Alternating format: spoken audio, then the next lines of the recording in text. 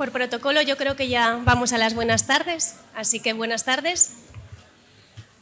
Voy a presentarme para presentar. Soy Marisol Cuelis, soy la secretaria académica del Instituto de Investigación e Innovación Educativa y durante estos últimos 3 años he tenido la oportunidad, junto con Lourdes Villalustre, de participar en la organización de las jornadas, que en esta edición esperamos que estén siendo enriquecedoras y fructíferas para todos vosotros, tanto para quienes las estáis viviendo aquí presencialmente, como para quienes nos están siguiendo pues de forma virtual, ¿no? Ya estamos llegando al final y ahora me toca dar paso a la conferencia de clausura que va a impartir el profesor Celestino Rodríguez. Si me lo permitís, le voy a presentar haciendo alusión a 3 aspectos que creo que le caracterizan, que son el académico, el investigador y el gestor. A nivel académico, Celestino es maestro y psicopedagogo y doctor por la Universidad de León, pero desde hace ya unos años tenemos la fortuna de que está vinculado a la Universidad de Oviedo, por suerte para nosotros, y lo hace como catedrático en el área de psicología evolutiva y de la educación, donde imparte docencia, pues, evidentemente asociada al ámbito del aprendizaje, pero también de sus dificultades. En la parte investigadora, forma parte del grupo de investigación ADIR, Aprendizaje Escolar, Dificultades y Rendimiento Académico, que está formado por un equipo de personas preocupadas por el estudio de la autorregulación del aprendizaje en sus diversas formas, en la parte cognitiva, en la parte emocional, en la parte comportamental y también de aprendizaje, poniendo el interés en todas aquellas variables que están condicionando el proceso de enseñanza-aprendizaje, el resultado académico de los estudiantes, pero también otros aspectos de su desarrollo a nivel personal, a nivel emocional, social y cognitivo. Además, Celestino es el presidente electo de la International Academy for Research in Learning Disabilities, que está formada por 300 expertos en el ámbito de las dificultades de aprendizaje, expertos de 29 países. También es importante la parte gestora, es decano de esta facultad, es decano de la Facultad de Formación del Profesorado y Educación, antes fue vicedecano de Calidad, y en los últimos años ha liderado la renovación de espacios con el apoyo también de personas muy importantes como Lourdes Villalustre. Han generado nuevas aulas, como las aulas del futuro, tratando de promover espacios en los que podamos innovar, ¿no? Y tengamos oportunidades para nuevas experiencias innovadoras y docentes. Yo creo que estos 3 puntos fundamentales de su perfil académico, investigador y gestor hacen que tenga una visión integral de la innovación docente y del futuro de la educación, donde además se le da un peso muy importante a la transferencia, que tiene que ser, lo comentaba ya antes Paz, tiene que ser el eje principal y vertebrador sobre el que situemos nuestros quehaceres, ¿no? Académicos, docentes e investigadores. Así que no le voy a robar más tiempo, le voy a agradecer en nombre del Instituto y en nombre de Lourdes y el mío propio que haya aceptado impartir esta ponencia y le cedo la palabra. Muchas gracias, Tino. Muy bien, pues muchas gracias, Marisol. Gracias por sacarme los colores, por esta presentación tan amable. Ahora estaba pensando, me siento muchas veces en esta mesa a presentar actos y nunca estoy nervioso. Hasta cuando vino Salman Khan estaba tranquilo. Pero hoy sí que estoy nervioso porque esto es un reto importante el que nuestra amiga Lourdes y Marisol me han hecho, que es dictar esta conferencia de clausura.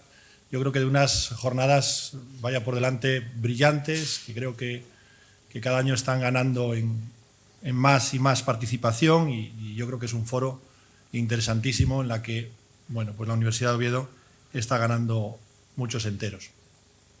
Así que intentaré que los nervios no me acongojen de cara a poder... Además es que para mí es difícil porque, bueno, yo soy del departamento del área de Psicología Evolutiva y de la Educación y claro, hablar a veces de innovación con gente tan potente delante.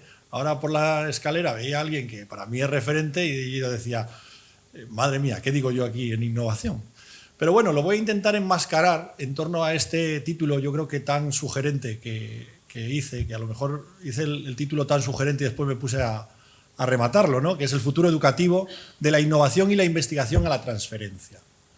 Voy a intentar conjugar esos 3 aspectos de los que hablaba Marisol para daros mi visión sobre la transferencia y cómo la educación puede llegar a esa transferencia que siempre digo que en otras áreas de los que algunos estáis aquí, como puede ser pues, las ingenierías o incluso la medicina o la informática, pues a veces es más común ver esa transferencia. A veces en el campo educativo y en lo social lo tenemos más complicado. Pero bueno, voy a ver si soy capaz de conjugarlo todo. Vaya por delante también mi agradecimiento al INIE por darme esta oportunidad de cerrar estas jornadas. Y entonces yo creo que nos podemos preguntar qué hacemos aquí, ¿no? Estamos en el ámbito educativo, en la educación, somos PDI o personal investigador en formación, como se decía en la mesa anterior, y tenemos que conjugar diferentes aspectos. Quizás hoy igual me voy a pasar con todos vosotros y vosotras, porque a lo mejor os hablo de muchas responsabilidades y me vais a decir, pero tantas responsabilidades tenemos y este hombre viene aquí y nos habla de más, ¿no? Yo creo que la educación puede ser una buena foco en el que establecer las relaciones causales de la investigación, la innovación y la transferencia. Pero quizás tenemos que abrir nuestra mente un poco para intentar conjugarlo todo. Por supuesto que cuando tenemos que relacionar variables, cuando tenemos que relacionar tres aspectos tan importantes como la investigación, la innovación y la transferencia, y eso incluirlo en la educación, tenemos, y yo así os lo pido, que durante estos 40 minutos, estos 45 minutos, pues abráis un poco para hacer permeable las ideas que podemos tener y sobre todo que las hagáis vuestras, porque bueno, pues hay diferentes aspectos en los diferentes campos que pueden ser diferentes y sensibles a este tema. Y por último, claro, está una idea que nos rodea a todos, que es la docencia. Quizás el objetivo prioritario de la universidad es formar, ¿no? Es formar profesionales en los diferentes campos. Entonces, la docencia forma parte de los quehaceres de todos nosotros. Yo tengo gestión, tengo investigación, tenemos investigación, pero somos docentes, ¿no? Ese personal docente investigador, pues, ¿qué significa? Bueno, pues vamos a ver cómo somos capaces de conjugarlo todo. Yo me he hecho algunas preguntas y seguro que a vosotros a lo mejor en algún momento os preguntáis las mismas que yo me hago. Por ejemplo, la innovación y la investigación en educación. ¿Para qué? ¿Para qué innovamos? ¿Para qué investigamos? Y si hay alguno que esté pendiente de la acreditación de la NECA, diga, para la NECA. ¿No? ¿Cómo me duele eso? Voy a intentar a ver si cambiamos esa idea. ¿Cómo nos duele eso de que para la NECA? Ya os contaré alguna anécdota que me ha pasado con investigadores noveles. A mí me gusta también hablar y hablaremos un poco de creatividad, de lo importante que es la creatividad, de buscar nuevas soluciones. Estamos en un proceso cambiante, algo nuevo viene. Aquí se hablaba de inteligencia artificial. Decía ahí el director de área, el director general, que era como cuando arabas y de repente apareció el tractor. Vaya cambio. El impacto social de nuestra investigación. Yo muchas veces discuto con compañeros acerca de, oye, ¿pero lo que hacemos sirve para algo? Pues a lo mejor tenemos que dar más importancia a la práctica profesional, por ejemplo. ¿Qué hacemos en la universidad de transferencia? De transferencia de educación. Como decía antes, hay áreas más susceptibles a la transferencia por la relación directa con las empresas muchas veces, ¿no? Pero nosotros también tenemos empleadores, en todos los campos hay empleadores. Por eso formamos a nuestros alumnos, para que sean profesionales, en un campo o en otro, aparte de, bueno, para que se formen como personas. Y hay muchas formas de realizar transferencia, que a veces en nuestras diferentes áreas no los vemos. Hay asociaciones, administraciones, ONGs, entidades, con las cuales podemos hacer transferencia, ¿no? Podemos tener esa ida y vuelta del sistema, ¿no? Esa ida y vuelta del conocimiento. A mí me gustaría, Marisol me presentaba porque yo salí de esa facultad que tenéis ahí, de la Facultad de Educación de la Universidad de León.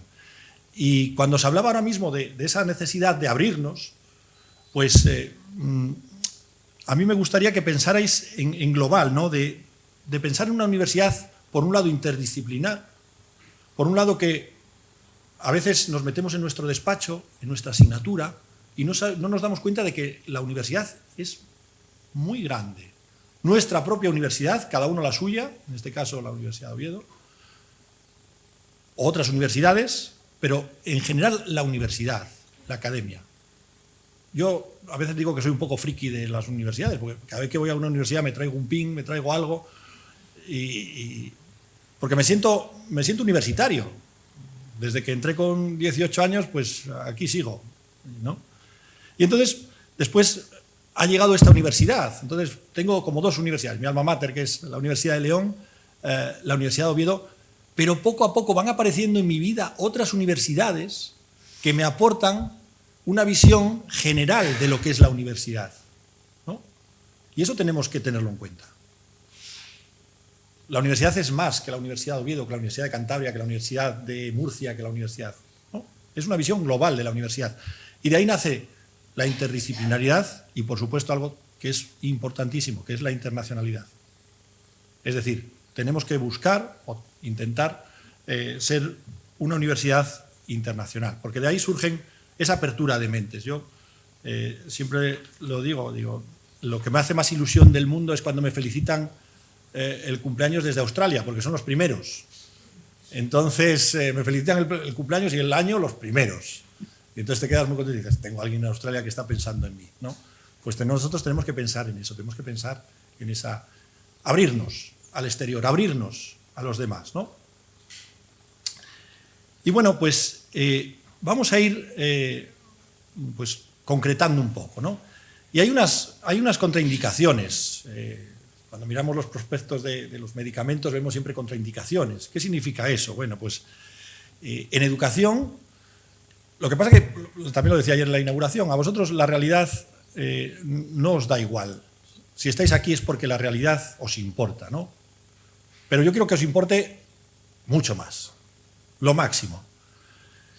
La empatía y la resiliencia no son tus amigos. Tenemos que ser empáticos, tenemos que ser resilientes. Alguno dirá aquí, otro que estará con la NECA, yo sí que soy resiliente porque llevo 3 acreditaciones negativas, etcétera, etcétera. Después, si somos meros reproductores de métodos, si somos, bueno, si estáis en unas jornadas de innovación, me parece que esto lo tenéis ya ganado, pero bueno, a veces se nos escapa un poco. Ojo que yo a veces digo, a ver si ahora hacer innovación es hacer lo que hacíamos antes, porque hacemos tantas cosas diferentes sin ser un experto en innovación. Y piensas que la educación no puede hacer nada por la sociedad. No debemos caer en ese pesimismo, ¿no? Si hacemos aquí algo, es porque eso va a tener repercusión en algún sentido, siempre va a tener repercusión.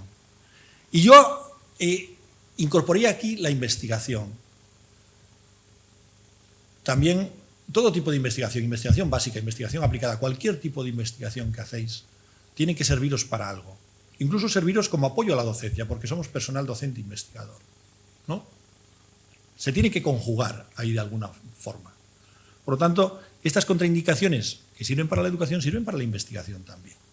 Y quizás esas contraindicaciones pueden ser el nexo entre esos dos o esas dos palabras tan bonitas para mí, que son la educación y la investigación y su significado. Después está la idea de la novedad. Claro, el mundo avanza muy rápidamente, ¿no? La investigación avanza muy rápidamente. Todo lo que hacemos cada vez es más rápido. Yo a veces me asusto de la rapidez. Pasa algo y en 2 minutos nos enteramos de todo lo que pasa. Hasta hace un momento, o hasta hace cierto tiempo, teníamos los libros para comunicar la ciencia y teníamos las revistas científicas. Las revistas científicas mucho más rápido, mucho más inmediato, publicaciones mensuales, trimestrales, cuatrimestrales, semestrales, etc. Y el conocimiento avanza bastante rápido. Tenemos un montón de revistas, un montón de publicaciones, a veces demasiadas, cada uno en su campo. Pero, ¿alguien pidió el sexenio de investigación este año? Ya no solo se nos exige publicar libros, sino se nos exige qué impacto social tenemos, ¿no? ¿Qué impacto social tenemos en las redes? ¿Qué impacto social? Aquí hablando de ilusiones, a mí me hizo mucha ilusión porque en algún momento de alguna publicación mía de este año del sexenio salía que había sido nombrada para hacer una ley en Turquía o algo así. Y digo, ostras, tenemos que buscar también ese punto. Ya os digo, ya os voy marcando esas responsabilidades, pero por otro lado, si solo nos dedicamos a publicar y publicamos algo que no tiene o tiene poco impacto, también es un poco triste con la cantidad de tiempo que le dedicamos. O si solo publicamos para la NECA, ¿no? Entonces, poco a poco esa novedad va avanzando. Yo me pregunté desde el principio, cuando empecé a investigar, y esto, ¿qué era esto de I+D+I? Investigación más desarrollo más innovación, ¿no? Y ahí aparecen dos términos que me parecen, bueno, pues muy interesantes, que forman parte de ese corpus principal de la ponencia que os quería dar hoy, que es la innovación y la investigación. En nuestro currículo normalmente lo separamos. Por un lado la innovación y por otro lado la investigación. Congresos de investigación, congresos de innovación.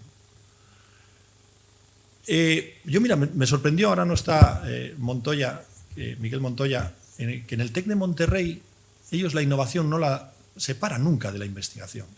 Va muy unida, va muy conjugada. Porque vosotros sois docentes, y sois docentes en cualquiera de las áreas que tenéis. Intentáis innovar en vuestras áreas. Pero necesitamos saber también si eso que estáis innovando, eso que estáis haciendo, o cómo, si funciona o no funciona. Necesitamos tener evidencias de algún tipo, ¿no? Entonces, bueno, yo ya innovestigo. No ni innovo ni investigo, intento innovestigar. Es cierto que hay veces que hay pues, trabajos, investigaciones, son más susceptibles a hacer esa investigación, digamos, básica o no tan aplicada. Pero nosotros como docentes tenemos que intentar conjugar las dos cosas. ¿Cómo? Intentaremos verlo. A mí, cuando era becario, hubo una frase que me hizo mucho daño. Una catedrática, no diremos el nombre ni diremos, dice, aquí en la universidad siempre estamos investigando en el vacío. Y yo decía, pero bueno, ¿qué significa eso? La verdad que esa sensación de tender puentes en el vacío, de no relacionar la investigación y la práctica, a mí me parece un poco triste. Yo prefiero cambiar, prefiero tener esa visión optimista de que lo que hago tiene sentido. Por supuesto no querráis cambiar el mundo con una investigación. Eso, hay algunos campos que lo consiguen mínimamente y otros pues tenemos que ir aportando ese granito de arena. Pero lo que está claro que lo que no quiero o lo que no me gustaría es que mi investigación fuera un puente en el vacío, ¿no? ¿Podemos sobreponernos a esto? Pues yo creo que sí. ¿Qué formas se me ocurren o se nos ocurren de relacionar la práctica y la investigación? Bueno, pues un modelo unidireccional, ¿no? Yo hago investigación, lo intento trasladar a la práctica, a lo mejor si soy permeable y soy empático, veo qué hace falta en la práctica, qué veo que hace falta en la profesión, intento investigar sobre ello. Bueno, puedo también tener un modelo bidireccional, es decir, puedo tener investigación de ida y vuelta, ¿no? Y que poco a poco vaya enriqueciendo mi investigación. Pero yo creo que en ese corpus en el que estamos, pues de alguna manera separados lo que es la práctica y lo que es la investigación, me gustaría que se conectara más, que hubiera un modelo más conectado, en el cual, bueno, pues cualquiera de los empleadores, las empresas, las instituciones, las organizaciones, se relacionen con lo que hacéis, con la investigación que hacemos. Tesis industriales, contratos, convenios. Mirad, yo aquí como decano, y tengo que resaltarlo, en esta facultad firmo muchas, y yo creo que el INIE también tiene el tema de las prácticas profesionales, de profesionales que vienen a trabajar aquí en la facultad. Es decir, que de alguna manera está interconectado los empleadores con lo que hacemos en el día a día. Y eso tanto en la docencia como también en la investigación. Es importante que trabajemos conjuntamente. A veces parece que como que la universidad está allí a lo lejos, que no se relaciona con los demás. Tenemos que bajar, tenemos en todas las áreas, ya os digo, en todas las áreas, hay áreas más susceptibles, pero todas las áreas tienen. La NECA sí nos lo exige. Como decano que ahora hemos acreditado el centro Audit, la NECA se pone mucho énfasis en cómo nosotros nos relacionamos con los empleadores, cómo nos relacionamos con el tejido industrial, empresarial, asociacionista, el que sea, en cada una de las áreas. Por lo tanto, yo intentaría trabajar desde ese modelo conectado, porque os va a dar mucha más ilusión en lo que hacéis las cosas. Vale, va a decir alguien, yo es que trabajo en el laboratorio, allí, con mis... Pero incluso desde allí nacen spin-off, nacen cosas muy interesantes. ¿Vale? Tendremos que partir de la realidad. El modelo real o el enfoque real intenta pues, partir de la realidad para investigar, extraer conclusiones lógicas, analizar lo que sucede. Cuando antes hablaba de empatía, hablaba de esa permeabilidad, yo creo que es importante que seamos capaces de analizar la situación, de analizar lo que sucede en cada una de las áreas, en cada uno de los campos de trabajo en el que estamos, ¿no? Y que tengamos un enfoque de conexión, como decía antes, conectado, más allá de lo bidireccional, que haya una permeabilidad y una relación entre la realidad y nosotros lo más amplia posible. Yo creo que en esa idea de esa realidad puede surgir, yo creo que esa motivación hacia lo que hacemos, esa motivación intrínseca, que esa es más potente que tener que acreditarse en la NECA, que también tenemos que acreditarnos, ¿vale? También tenemos que conseguir esos méritos para promocionar, también tenemos que tener esos papers. Pero tenemos que trabajar cerca de la realidad, diríamos, ¿no? Este modelo de realidad me hace pensar un poco en el proceso investigador. Yo tengo que decir que de los tres perfiles, docente, investigador, gestor, que a veces, o innovador, que ponemos en el currículo, que sirve para nuestro desarrollo, hay dos puntos dentro de ese proceso investigador que me parecen esenciales, que es el proceso inicial y el proceso final. Por supuesto que está toda la metodología, que unos utilizamos uno utiliza una cuantitativa, otro utiliza una cualitativa, otro estudio de caso. El otro día tenía un curso con matemáticos y me dice, no nos hables de personas, aquí háblanos de números. O pues números, lo que sea. Pero claro, en todo ese método, que yo diría que es, a veces es lo más denso, porque es lo de ese proceso investigador, tenemos la innovación y la transferencia que pueden estar enfocadas al inicio y al final. Teniendo esa empatía o ese enfoque de realidad en el problema que tenemos, cómo solucionar ese problema, qué hay sobre lo que yo investigo, qué hay sobre ese problema, ¿no? Yo antes, tengo que reconocerlo, según vas avanzando en tu carrera investigadora, en tu carrera académica, había un punto de los papers que me gustaba mucho, que era limitaciones y perspectivas futuras. Y yo siempre me fijaba en limitaciones y perspectivas futuras para ver cómo avanzaba o cómo era el siguiente paso, ¿no? Llegó un momento que me di cuenta de que a lo mejor estaba cerrándome demasiado en lo que es la literatura empírica y que también había otras realidades profesionales, realidades sociales, que podían acompañar a esas perspectivas futuras, que podían acompañar a esas limitaciones y que me hacen construir en ese inicio que decía, a lo mejor, investigaciones más ricas. Y si no son más ricas, porque a lo mejor a veces no consigo las conclusiones que yo esperaba o que aquel paper me decía, sí que es verdad que por lo menos tengo esa sensación, ese sentimiento de que estoy haciendo algo, más allá de encadenar papers. ¿Vale? Y por supuesto, una vez que hago la investigación, eso tiene que tener rápidamente un retorno a lo profesional, a la práctica, y yo diría más, y a mi propia docencia.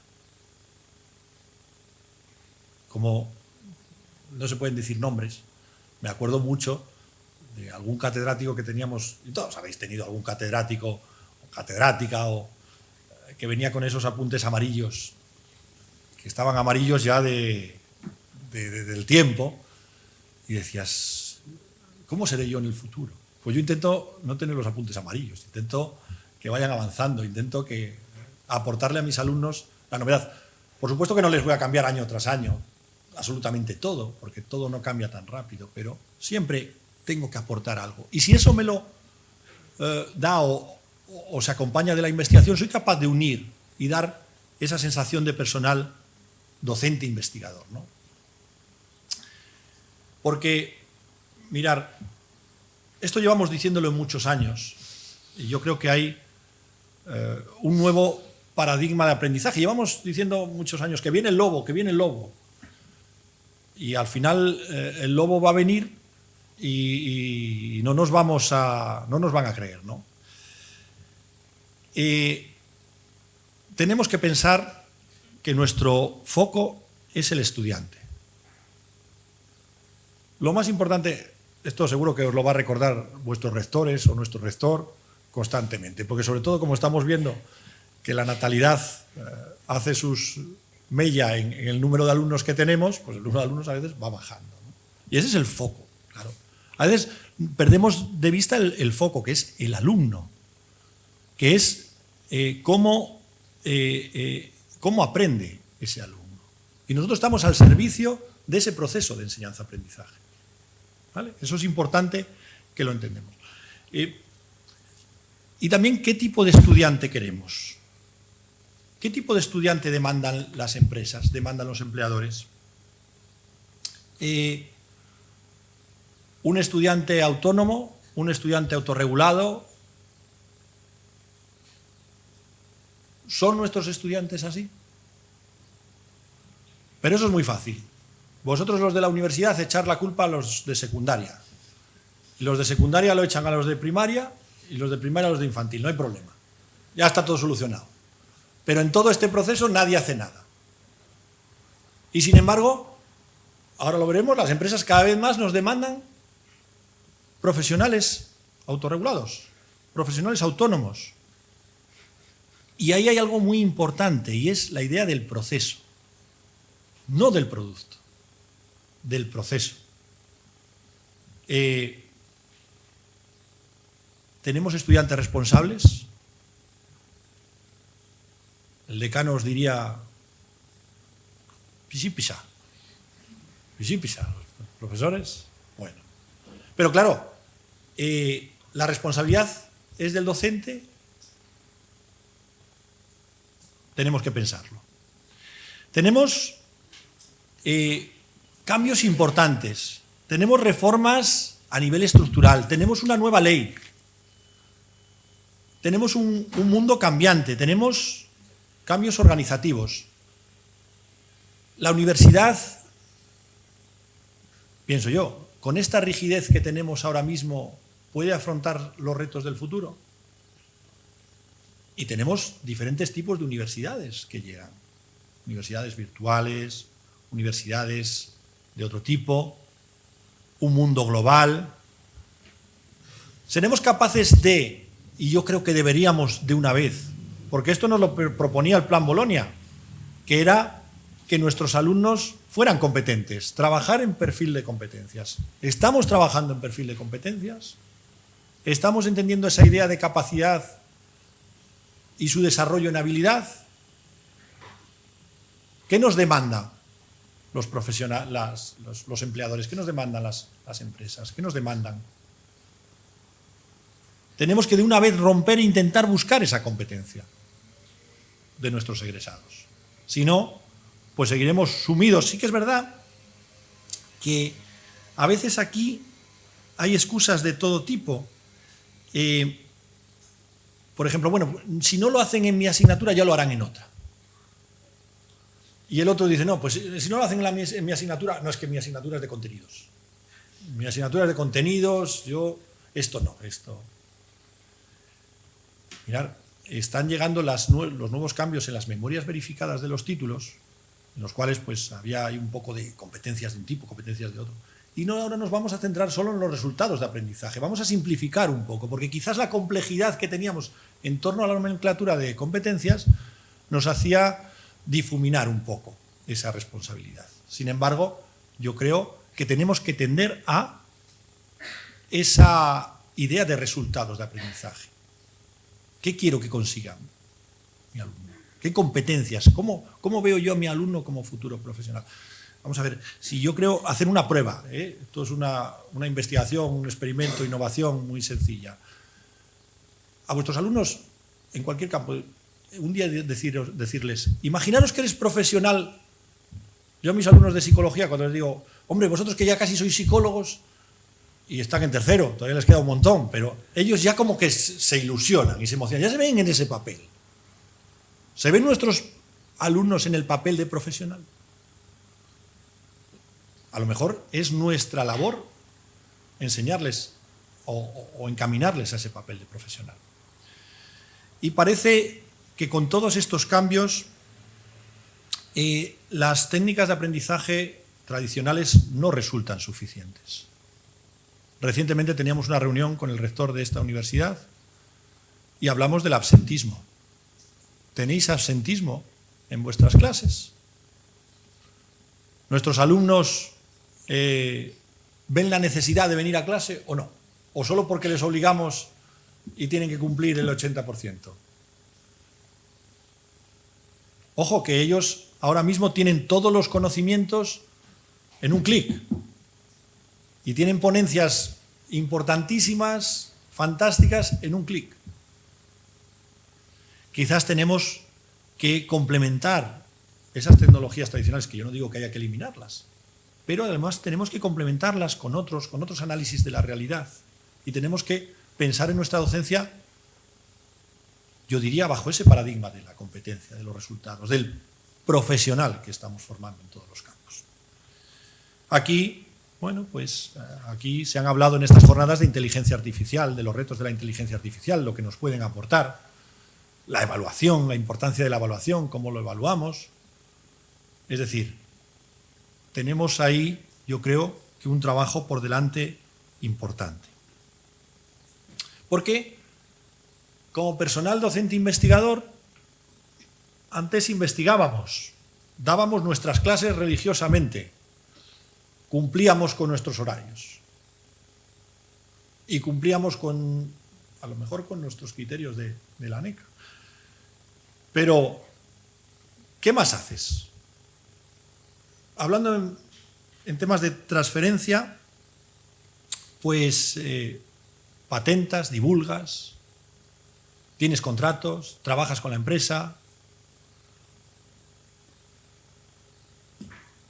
formas a investigadores, formas a personas. Mirad, tenemos un trabajo tan bonito en el que se pueden hacer tantas cosas que a veces no nos damos cuenta de la cantidad de cosas que podemos hacer. Formar investigadores.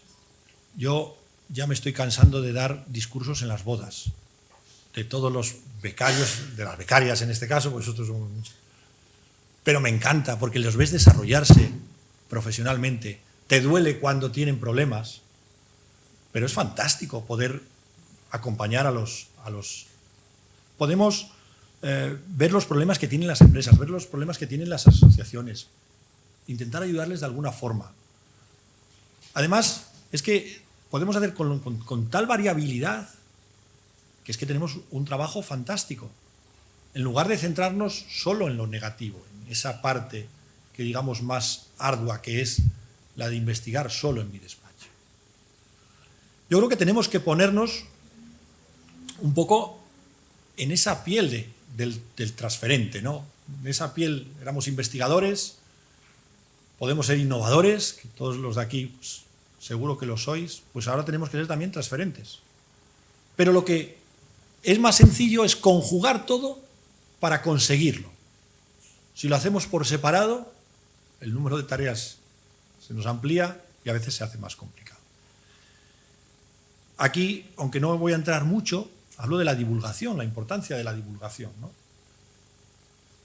Siento decirlo, pero en las universidades públicas estamos sostenidos con fondos públicos que pagan los impuestos de todo el mundo. Nosotros tenemos que retornar de alguna manera. Y, como os decía antes, a mí me duele mucho cuando dicen, la universidad. Esos que estáis ahí arriba. No, tenemos que bajar, tienen que entendernos. Claro, un paper, damos un paper y alguna vez que algún amigo te lo coge y dice, yo no entiendo nada aquí. Bueno, pues tenemos que hacer un esfuerzo en divulgar. Aquí estaba antes TEC de Monterrey, por ejemplo, el TEC de Monterrey tiene un servicio de ayuda a la divulgación. Ahora hablaremos de las universidades, pero tendríamos que divulgar también lo que hacemos. No digo todo, pero sí esas ideas, eso es importante. Tenemos importantes retos en la transferencia. Tenemos que, y siento decirlo, pero cada vez tenemos alumnos más diversos en nuestras aulas universitarias. ¿Vale? Y tenemos que atender a esas diferencias individuales, a los intereses que cada uno tiene. Tenemos esa necesidad de analizar las competencias. Tenemos necesidad de trabajar la internacionalidad y trabajar de forma interdisciplinar. Yo creo que ya está bien de estar en mi despacho y no saber lo que hace el de al lado. Me encanta cuando hay foros como este. El otro día teníamos aquí una reunión de equipos de investigación de cómo ves lo que hacen los demás, analizas lo que hacen los demás y surgen oportunidades, yo creo que mucho más positivas que si trabajamos de forma aislada. Mejorar esa apertura profesional exterior, ese liderazgo.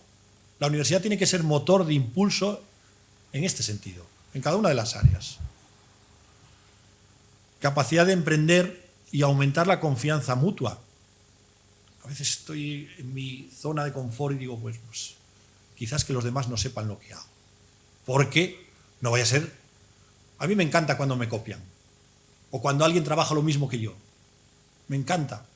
Digo, oye, ¿y a ti qué resultados te salen? A mí estos. Pues a mí me salen completamente diferentes. Ya está. No pasa nada. Igual es que estamos los dos equivocados. Es posible. ¿Vale?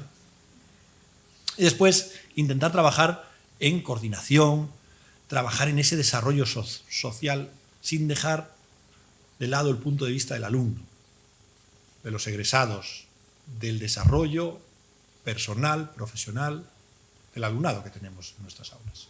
Que de alguna manera son nuestros clientes, no os olvidéis. ¿Vale? Y claro, esto es imposible hacerlo haciendo lo mismo que hacíamos. A mí me parece que la universidad va a tener que pegar un giro importante.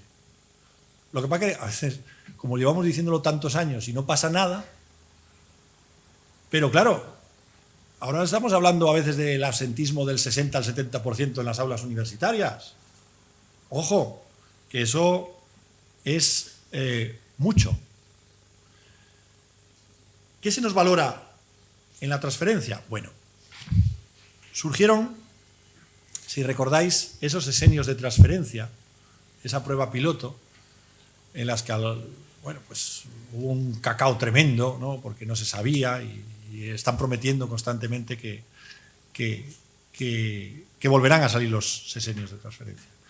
¿Se nos valora la transferencia? A mí me pareció una idea fantástica que salieran esos sesenios de transferencia. El problema es que no salieron de forma adecuada, no se reflexionó, no se pensó cómo. Porque hay una verdad, y es que en cada una de las áreas la transferencia tiene un sentido y se hace de una forma diferente, ¿no? Claro, vosotros tenéis que pensar en cada una de vuestras áreas cómo es esa dinámica de transferencia. La transferencia sí que es verdad que en esos sexenios se nos valoraba en función de 4 puntos. La formación de investigadores, actividades con otras instituciones, transferencia generadora de valor económico y transferencia generadora de valor social.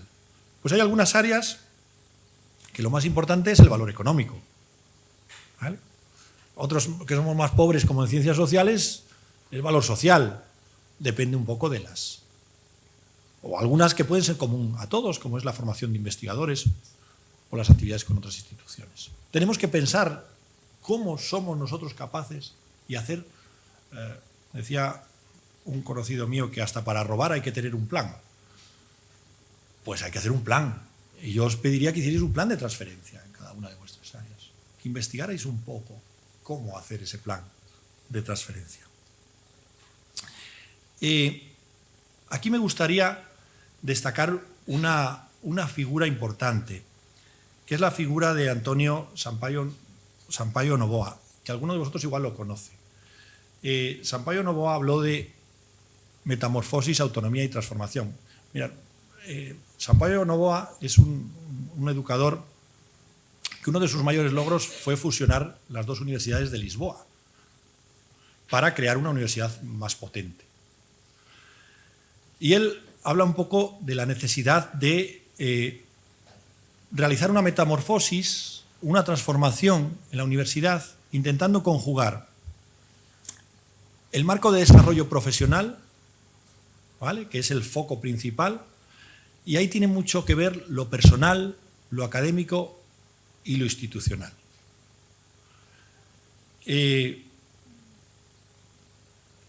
nos va a llevar a pensar otras formas de mirar, de pensar, de trabajar en torno a la profesión y a su desarrollo. Él, a través de Zeissner, nos hablaba de la importancia de tener profesionales comprometidos en esta educación, es decir, vosotros, con alto nivel de preparación que garanticen la justicia social y que estén en constante aprendizaje para hacer posible un sistema educativo de mejora permanente. Hombre, yo si estáis aquí, ya considero que esto lo entendéis, que tenéis que estar constantemente mejorando, que estáis en constante aprendizaje. Pero eso necesitamos inculcarlo y necesitamos tenerlo todos. A mí hay algo que también me duele un poco, y es que en la universidad, voy a decir pública, a veces un porcentaje tira de toda la universidad. Es decir, a mí me gustaría que todo el profesorado de esta facultad, como gestor de esta facultad, llevara la misma dinámica, por lo menos que se preocupara de las mismas, de esa actitud hacia su labor profesional. No todos tenemos el mismo ritmo, no todos podemos investigar, transferir, o no todos podemos, pero ya que se nos da esa opción, por lo menos tener esa actitud. Además, como os decía, es que tenemos la suerte de tener un trabajo tan bonito, que tiene tal flexibilidad, que si tú en un momento determinado no te encuentras bien, pues puedes parar un poco. No puedes o no tienes por qué tener siempre el mismo ritmo, ¿vale? Pero sí que tenemos que trabajar en ese marco de desarrollo profesional, ¿no? Porque mirar, tenemos un problema con el abandono. Tenemos un problema con el abandono universitario. Aproximadamente el 33,2% de los alumnos universitarios abandonan sus estudios y el 12,5% cambian de estudios. Esas cifras están muy por encima de las cifras de la OCDE, que es del 23%. Y aquí en el Principado de Asturias los resultados son bastante malos. Aquí alguien ya está pensando, y es verdad, hay muchas diferencias entre áreas. Hay muchas diferencias entre áreas. Pero tenemos todos que mirárnoslo en conjunto, porque no iba a deciros al principio que somos una universidad global, académica, y voy a decir, no, esto la culpa es de fulanito y de penganito. Tenemos que mirárnoslo todos, ¿no? Hay un abandono muy alto, hay un cambio incluso que es significativo. Esto, bueno, pues ahora mismo incluso se está planteando, y nosotros tenemos un proyecto de investigación sobre este tema, de las razones que nos llevan a esto. Pues bueno, hay repercusiones a nivel microsocial, por supuesto. Hay consecuencias personales, familiares, salud mental, problemas en el hogar, no sé, hay un montón de cuestiones que por eso os decía, y creerme, porque como decano lo veo cada día, detrás de cada alumno hay una historia. hay una historia. Y esa historia a veces hace, bueno, pues que aprenda más o menos matemáticas, que aprenda más o menos física, o que aprenda más o menos antropología de la educación. Hay consecuencias, hay pues repercusiones. Y parece que la tasa de abandono puede ser un indicador importante de los niveles de calidad de las universidades. Podemos echar balones fuera y decir, oye, pues eso es un problema de, no sé, de ingeniería, por decir algo. O puedo, como institución, como universidad, pensar, oye, ¿qué puedo hacer yo para que este abandono se reduzca? ¿Vale? Tener en cuenta que las pérdidas oscilan entre los 1.000 y los 1.500 millones de euros anuales por este abandono. Es decir, son pérdidas importantes. Y no me vale, porque ya sé que estáis pensando, el problema es de los orientadores de secundaria, que los orientan mal. Pues sí, también, pero ese es un problema de secundaria, de los orientadores de secundaria. ¿Vale? A veces sí que es cierto que yo lo intento personalizar en cada uno de vosotros y es un problema más a nivel institucional. ¿Vale? A lo mejor es la institución la que tiene que velar por estas causas, pero claro, la institución somos todos, de alguna forma. Hay una lectura que a mí me llama mucho la atención, y es que el abandono universitario, las ratios más altas están en Baleares, Canarias y Asturias. Sin lugar a dudas son por los 3 sitios donde más llueve en España, ¿no? Alejandro, que es canario, lo sabe bien. Me llama la atención ese dato, ¿no? De que sea Baleares, Canarias. Pero bueno, ahí tenéis, fuera parte de un porcentaje, un par de grados, pues. En definitiva, bueno, pues es importante también que entendáis cómo os habéis desarrollado como docentes, cómo se construye esa profesión docente, cómo se desarrolla esa profesión docente. La biografía que tenéis escolar, la mochila pedagógica que llamamos, somos docentes según hemos sido estudiantes. También que penséis en esa dimensión formativa inicial.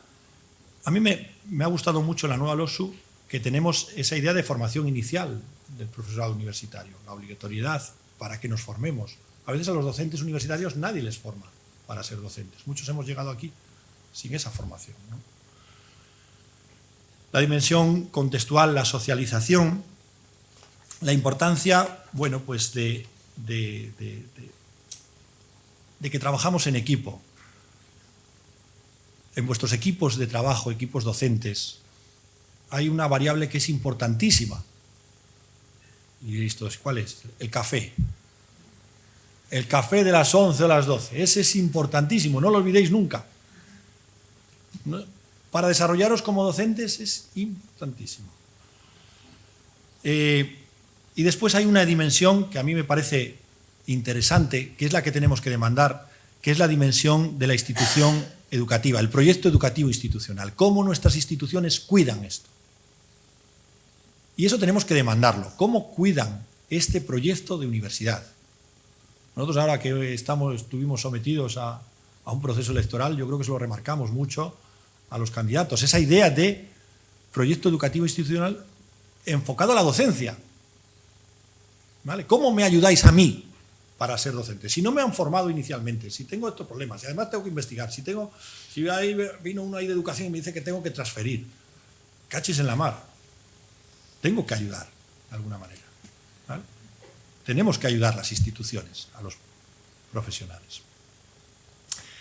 Y aparecen, bueno, pues preocupaciones importantes, la relación en la teoría y la práctica, el desarrollo de los conocimientos y las habilidades del profesorado.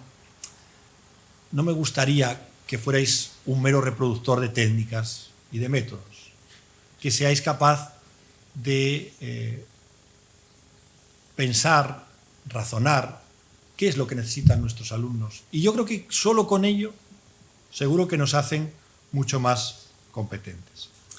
Hay por ahí diferentes iniciativas para trasladar lo que son las competencias que tiene que tener un buen docente. Y hay análisis, y hay trabajos, un montón de literatura Aquí hay algunos que conocen más de eso que yo.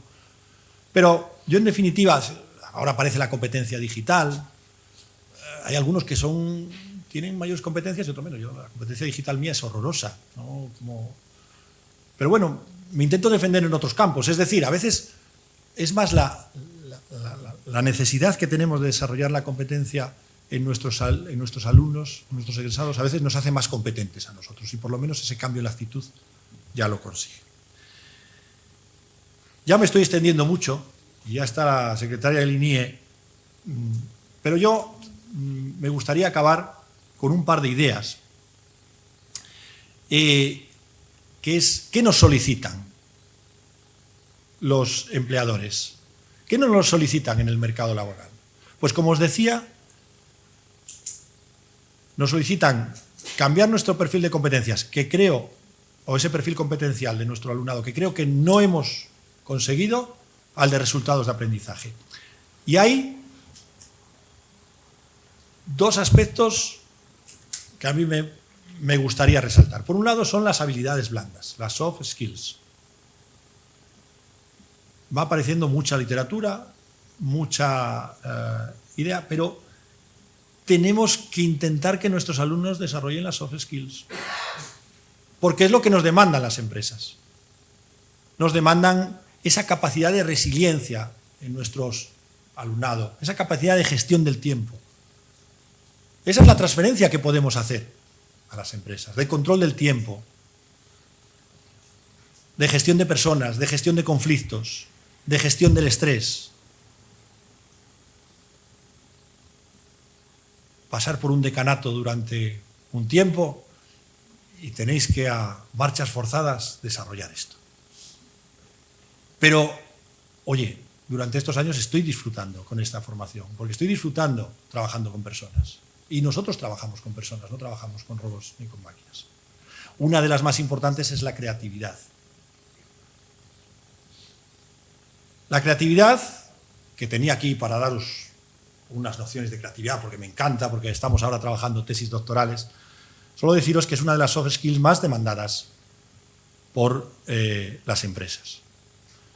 Y básicamente esa creatividad es entendida primero como un proceso activo y como algo dinámico.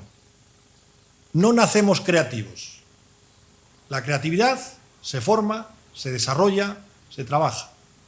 Y a veces es independiente de la inteligencia y independiente de los conocimientos. Tenemos que intentar que nuestros alumnos resuelvan problemas. Me encantó hace un mogollón de años, en unas jornadas como esta de innovación que hacían en la Complutense, había un profesor que nos dijo: yo os voy a explicar mi innovación. Era profesor de economía. Dice: pensé, ¿qué les voy a proponer yo a estos alumnos como problema? Y el problema era que tenían que hacer una empresa, construir una empresa. Dice él, pero lo puse complicado, porque tenían que construir una empresa en Cuba. Dije, no, el problema. Dijo, oye, pues esa era toda la asignatura, construir una empresa en Cuba. Algunos colegios vienen aquí y nos explican que construyen todo su aprendizaje en función de hacer un pincho de tortilla, con lo que trabajan geometría, trabajan matemáticas, trabajan habilidades sociales porque tienen que ir a comprar, etcétera, etcétera. Por lo tanto, soft skills, creatividad y algo que a mí me encanta, que es la motivación. Tenemos que buscar la motivación de nuestros alumnos. Quizás esa idea del abandono puede entrar por ahí, y también la idea del absentismo. ¿Motivamos suficientemente a nuestros alumnos? ¿Ven el sentido de lo que hacemos? Si están motivados, va a aparecer esa creatividad. Estoy convencido. Si no están motivados, solo les vamos a hacer lo que es obligatorio. Y normalmente lo que es obligatorio no nos gusta. A mí, si me obligan a hacer algo, no lo hago. Porque, decía Gilbert, que no me he encontrado aún con ninguna persona que no esté motivada, sino que a veces ocurre simplemente que no están motivadas para hacer lo que deseamos que hagan y cuando queremos que lo hagan. Espero que en el futuro pues seáis capaces de conjugar la investigación, la innovación, la transferencia, que seáis capaces a través de vuestra docencia formar a profesionales y a egresados que mejoren esta sociedad en cada uno de los campos. Yo creo que desde la creatividad y la motivación podemos conseguirlo. Nada más, muchas gracias. Por mí es todo.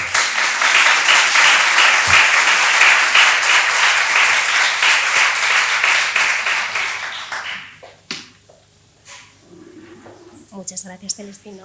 Yo creo que nos has animado a ver la investigación, la innovación y la docencia desde un modelo mucho más conectado. Y vamos a dar paso a las preguntas que pueda haber aquí en la sala y también si hubiese luego alguna también en la parte virtual. No hace falta que me abruméis, ya estáis cansados, cansadas. Además, tampoco me podéis preguntar mucho porque os he hecho reflexionar de cara al futuro y eso está bien. No. Yo creo que ya estamos, además, también en estos últimos minutos. ¿Qué tenemos a nivel virtual, además de los agradecimientos, Miguel? Pues además de los agradecimientos. Fantástico, es lo que yo esperaba. Muchas gracias. Pero era una reflexión totalmente necesaria, ¿no? Porque al final pues ponemos el foco en uno de los aspectos de las tareas. El día tiene unas horas y nos situamos en la docencia, algunos de nosotros, o en la investigación, y olvidamos que no se trata de dedicar tiempo a todas, sino de asociarlo y vincularlo, ¿no? Porque lo están. Unos forman parte de los otros. Pero sí, incluso hay veces que lo hacemos sin darnos cuenta. Lo estamos haciendo algunas cosas sin darnos cuenta. Claro, sí. Bueno, pues entonces vamos a dar paso a la clausura de las jornadas. Quédate, por favor. Vamos a hacerlo con dos cuestiones. De un lado, con la entrega del premio al mejor póster innovador y de otro lado, con el agradecimiento. En primer lugar, quiero excusar a Lourdes Villaluestro, la directora del INIE, que está atendiendo otros compromisos de las jornadas y no ha podido acompañarnos en este momento. Pero luego también las palabras de agradecimiento, por supuesto, van en su nombre. Empezamos con el premio. En esta edición de las jornadas hemos querido incorporar esta idea del premio al mejor póster innovador con un doble motivo, ¿no? Por un lado, pues tratar de potenciar y reforzar la innovación, pero también reconocerla y apoyar su difusión, no solo que se lleve a cabo, sino que también que se difunda para que todos podamos compartirla y enriquecernos de ella, como vimos ayer en esas jornadas de póster que fueron un poco más distendidas y dieron pie, pues eso, a que de forma más dilatada pudiéramos compartir nuestras experiencias innovadoras. Entonces, en función de las valoraciones que vosotros habéis hecho ayer durante la sesión de póster, vamos a entregar... Voy a recoger primero.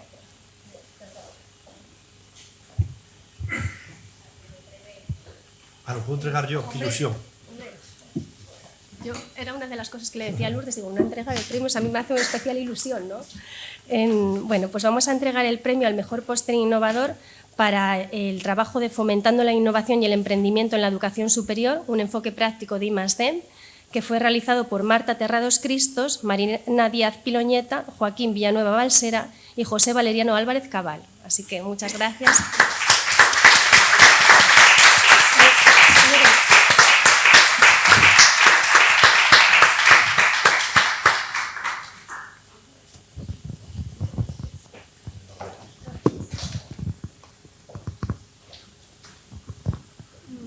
Pues muchas gracias en nombre de todo el equipo. Queríamos aprovechar también este momento para poner en valor lo interesante que nos parecen este tipo de jornadas y agradecer a la organización y además hacer extensible la enhorabuena al resto de proyectos y compañeros. Hemos visto ideas muy innovadoras e interesantes y sin duda las utilizaremos también para seguir nosotras mejorando y aprendiendo. Así que muchas gracias.